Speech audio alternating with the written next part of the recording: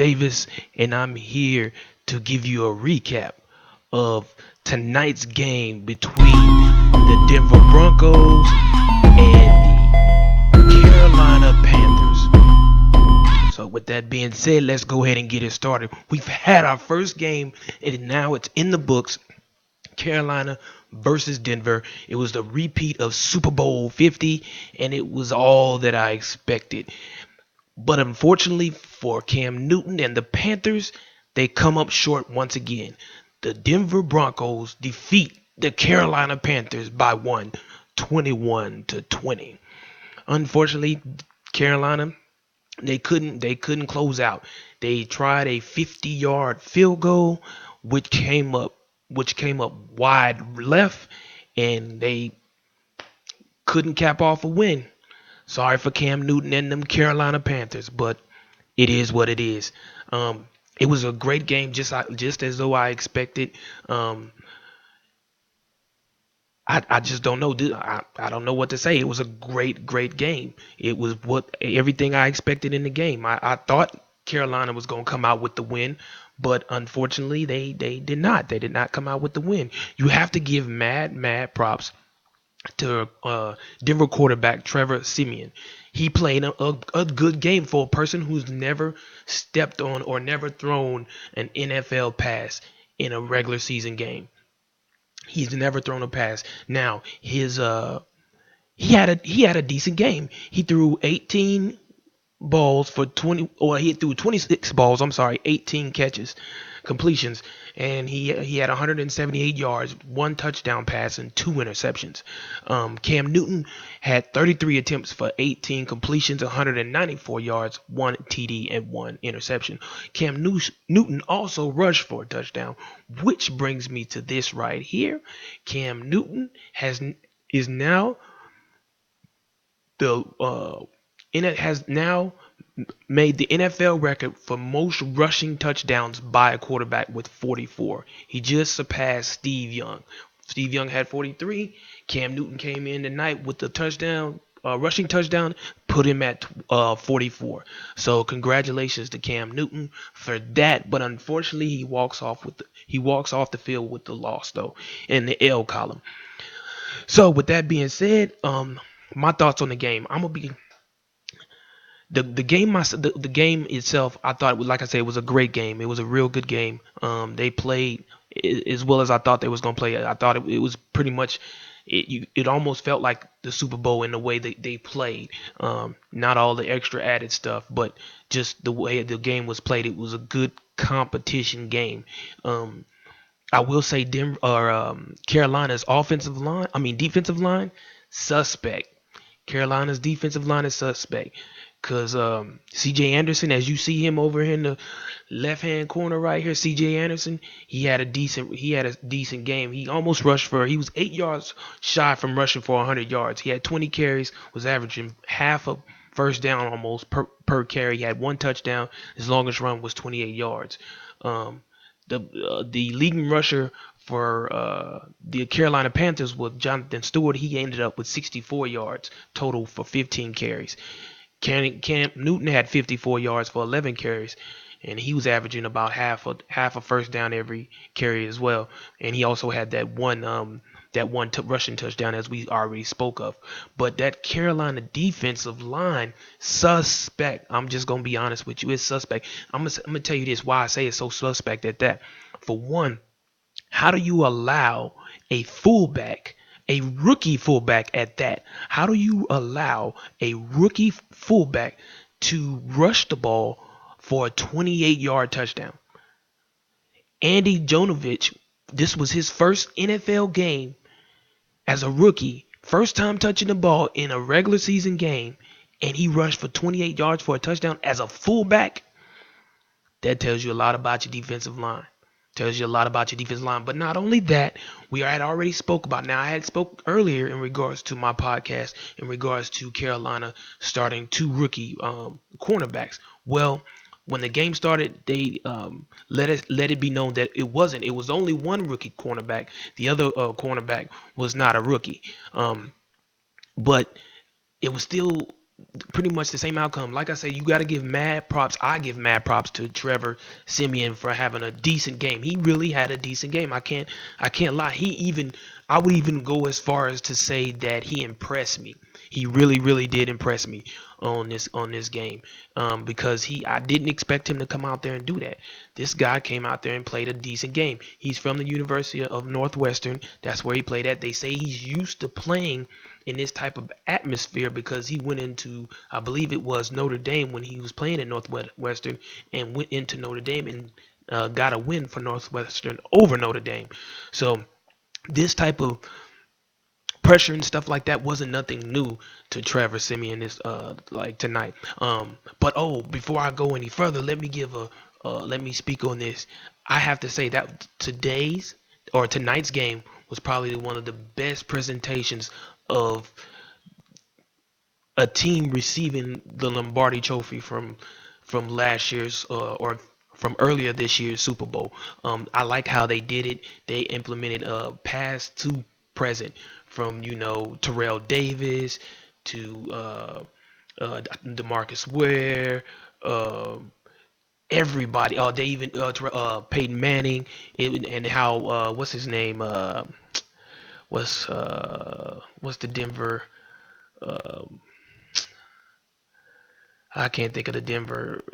Von Miller, how he even passed the ball. I'm sorry, how he even passed. He was in the locker room and he had the Lombardi Trophy in the locker room with him, and he passed the Lombardi Trophy over to Peyton Manning to carry it on into the stadium, and crowd went crazy because they was at Mile High Stadium and whatnot. But that was a good presentation of the Lombardi Trophy. I got to give them mad props for that. That was an outstanding presentation. But back to the game. Receiving, I will give Carolina this. Now that they got Calvin Benjamin back, they're gonna be a force. I think this game right here will open their eyes, and I think they're gonna get better as the season goes along. Inevitably, I'm sure they're gonna get better as the season goes along. But yeah, Cam Newton knows Calvin Benjamin is his go-to, and that Calvin Benjamin, I didn't know how big that man is. Calvin Benjamin is about the same size as Cam Newton. He's just as tall as Cam Newton. He just isn't as big. He's not 250 pounds, and they stated tonight Cam Newton is 250 pounds. I think I stated earlier he was 240, but he is 250 pounds. They say, but that Calvin Benjamin, this gentleman is like the same height, 6'7", 6'6", somewhere around there, but he's probably about 230, and man, he is a big target. That first touchdown that Cam threw to him, there was nothing a defender could have done. That dude, he had like 3 inches or more over the cornerback. There was nothing he could do. Nothing he could do. Um, so Calvin Benjamin ended up with 6 receptions, 91 total yards, and 1 touchdown. Um, Greg Olsen had 7 receptions, 73 yards. He didn't have any touchdowns, but he had a great game. He was averaging 10 yards a reception. And for Denver, they really didn't have a huge showing of receivers. Their game was mainly on the running game. And Emmanuel Sanders led the Denver Broncos in receiving with 5 receptions for 49 yards. The only person that caught receiving touchdown was C.J. Henderson. So, matter of fact, yeah, C.J. Henderson he had a rushing touchdown as well as a receiving touchdown. So he was the only one that did that. Um, that Denver defense, even though they lost some key players, as I spoke about earlier, they still was all over Cam Newton. He even got hit one time by Von Miller or Demarcus Ware, I believe. One of them hit him, and he was a bit shook up. Now, what I will say is he was taking some hits, which speaks volumes of his offensive line. It still looks as though the Carolina Panthers need to fix some things with their offensive line, because it's still Cam Newton is still taking too many hits as a quarterback, and if he continues to take hits like that throughout the season, he will not last the entire season for sure. He will not. He will not. He's taking entirely too many hits. I wouldn't even be surprised if they talk about later on tomorrow about Cam Newton going through concussion protocol, because he took some headshots, which were pretty stupid on the defensive matter because uh, he shouldn't have. The defense headhunting. I don't know if you would call it headhunting or not. I can't say they were headhunting, but it was some shots in which he took that he probably shouldn't have took. But it is neither here nor there. Cam Newton, like I said, he had a decent game. You really can't take nothing from him. His quarterback rating was a 69.5, where Trevor Siemian's quarterback rating was a 69.1. So I mean, Siemian did just as well as Cam Newton, and Cam Newton's been in the league 6 years.